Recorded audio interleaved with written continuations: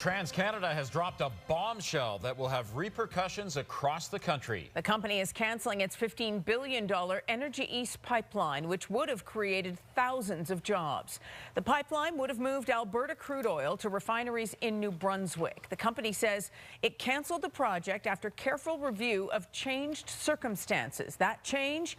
The National Energy Board's decision to announce partway through the application process that its approval would now consider indirect greenhouse gas emissions from the pipeline.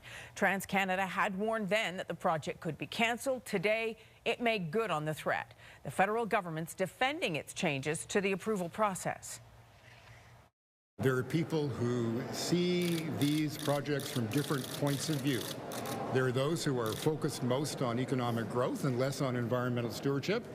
There are others who want to keep oil in the ground. There are those who don't understand the importance of our constitutional obligations to consult with Indigenous communities. We understand all three of those pillars.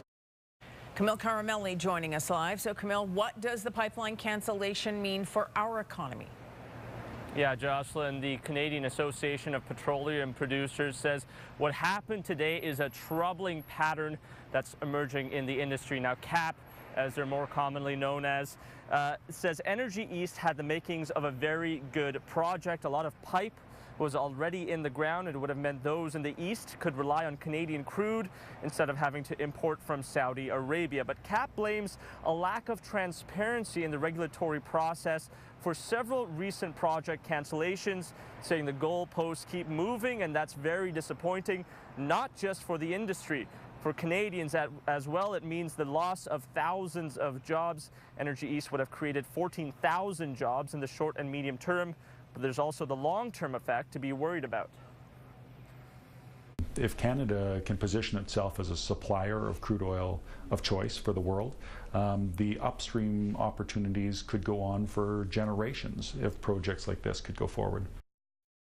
Now, Calgary's Mayor Naheed Nenshi also weighing in on TransCanada's decision, saying it is a disappointing one, and like others, he's critical of the federal government's pipeline approval process. I've been critical of the decision to include upstream emissions because I think that's double or triple counting those emissions in the decision on a transportation mechanism like a pipeline. I think the federal government has erred there, and I think it's incumbent on the Trudeau government to come clean on what they want the NEB to do so that we don't make this mistake in the future as well.